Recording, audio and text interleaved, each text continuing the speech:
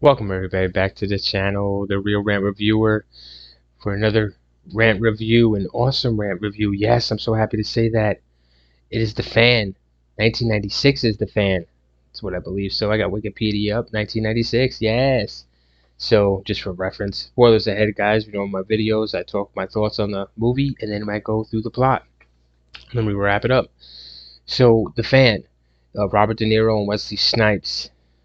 Wesley Snipes plays a baseball player here, guys, while De Niro plays the fan, a really crazy fanatic fan. This is before the John Travolta's fanatic or any kind of crazy fanatic. Honestly, like mainstream fanatic that's over a celebrity, especially a sports icon. This is a little different take on this story here. Now, De Niro, does he pull off a good psycho fan, a stalker? Yes, he does. Of course he does. He's Robert De Niro, man, you know? He fucking kills it.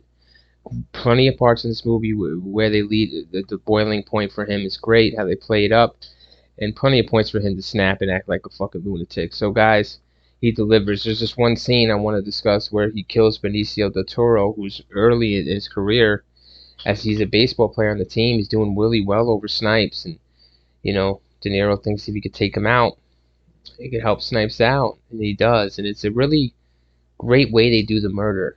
And I want to see who directs this movie, if I can, really quick, guys. Tony Scott. Um, yeah, Tony Scott. Rip, right? Rest his soul right there. But Tony Scott here, just, you know, the murder scene stuck with me. I saw this movie when I was a kid back in '96 on rental.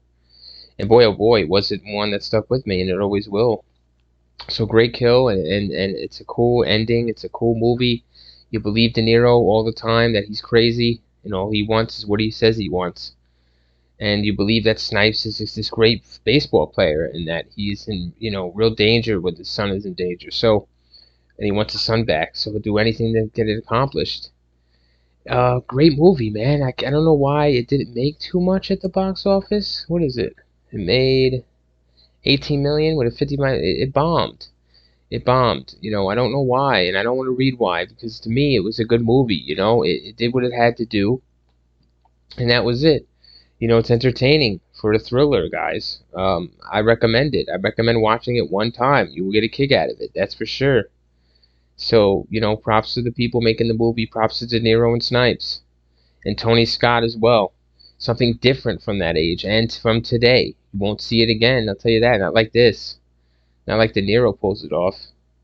So let's get into the plot. So we start off with De Niro here. We meet him, and he has a child.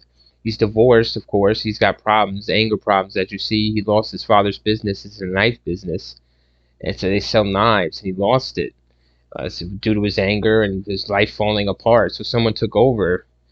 This guy that took over really wants him out. His name is Gil, excuse me, Robert De Niro's character.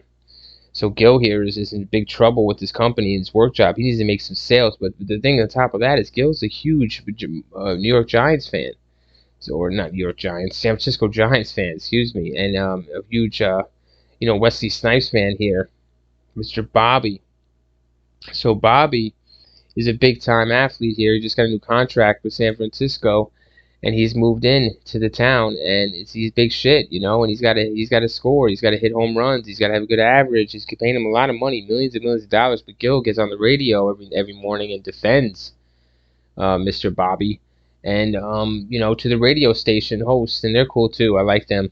The sportscasters, really well done play with the sports journalists in this movie. John Leguizamo is an agent.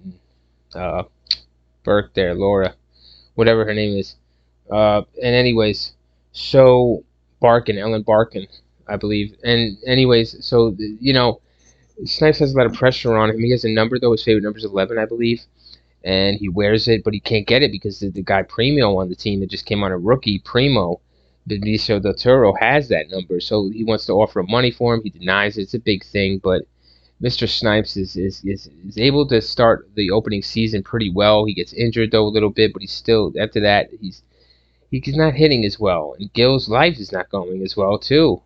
So their lives are both not going well. One's not hitting home runs, one's not hitting in life. I'll tell you that, striking out in life.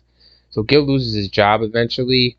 He loses his child because he snaps his anger. He can't control his anger, and he leaves him at a baseball game one day, and that's a really big mistake. So after that happens, he shows up at a little league game as well and blows it after that. And restraining orders put on him. He's done with his child. So he's lost his job, his child. What else is there for him?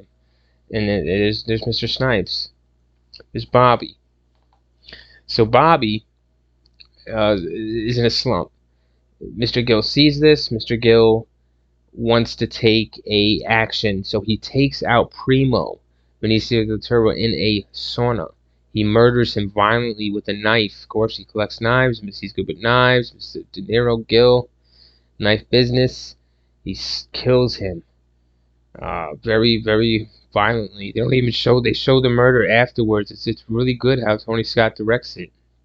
I'll let you guys see it. Differently done. And he comes out the bathroom. You know he's dead. The music is good as well, guys. Remember, the music in this movie is good. So it's good music, good rock music plays or whatever. You feel it. And after that, there's a funeral. Everybody's really upset, especially Bobbyyy, about the murder of Primo. And basically, though, Wesley Snipes starts hitting again. He starts hitting and hitting and hitting. And Gill eventually wants credit from Bobbyyy.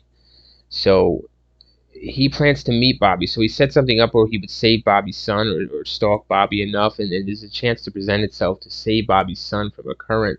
He does, from drowning. And then he's able to intersect himself into Bobbyy's life periodically here for a second. Wear some of his clothes and jerseys and question Bobbyyy about what you think he got him hitting again. And Bobbyyy just said, well, I stopped caring about the game. And that's just has offended the shit out of Mr. De Niro here after what all he's done for the game. So he sets him straight and tells him, who do you think got you hitting again? It was me. So anyways, he tells X him to leave after this creepy-ass talk. So Mr. De Niro, Gill leaves. But that night, Mr. Snipes, Bobbyyy wakes up. And he sees that his Hummer's gone and his son's gone. What do you know? Gill took his Hummer and his son and the dog for a joyride. And then he calls Wesley Snipes up, tells him, listen, I killed. Check your freezer, he says. He checks the freezer, and he finds the number 11 tattoo that was branded on Primo. That's how Primo was so serious about the number 11. That's why Wesley Snipes couldn't shake him off it with any kind of money. Primo had it branded on his shoulder, but, Gill cut it off just to prove, put it in Mr. Snipes' freezer to prove to him how serious this shit is. So, yeah, he gets the point. He calls the FBI and all that. They try to set Gill up. They don't. Gill goes back to this cool little part here where Gill goes back to an old school little league mate. It's cool, man. It's cool how they lead up to it. You'll like that. And he beats him to death with the baseball bat, trying to help the kid escape, Mr. Snipes' son, but eventually, De Niro kills the guy, catches up with his son, and then he just sets it up this way that Mr. Bobbyyy here needs to hit a home run. And if Bobbyyy doesn't hit a home run, his son's going to die. So the game starts. Mr. Bobbyyy does not hit a home run at first at bat. Second at bat, no home run. Third at bat, no home run. The fourth at bat, or what have you, here comes the home run. It's an inside the Parker. Yes, but no, the umpire calls Mr. Snipes, Bobbyyy, out at the plate. Oh, no. No, guess what, guys, though? They note Mr. Snipes notices something. The umpire is actually Gill. He recognizes the voice from the telephone calls on the radio and the phone. It's Gill. So they're attacked. There's a fight. Gill pulls the knife. The cops come. Gill knows he's done. He's gonna say, "Hey, I haven't showed you my best pitch yet," because he sure hasn't. This whole movie, he was trying to show him his best pitch. He winds up with the knife. He chose to throw it, and strike out. Boom. The cops light his ass up. Gill's dead. End of movie. They find Mr. Snipes' son locked up in Gill's little hideaway with a whole bunch of shrine, basically, to baseball. And that is the end of 1996's The Fan. So thank you guys for listening to this awesome rant. Please watch this movie at least once. I guarantee you'll enjoy it. Thank you guys for watching and listening. Till next time.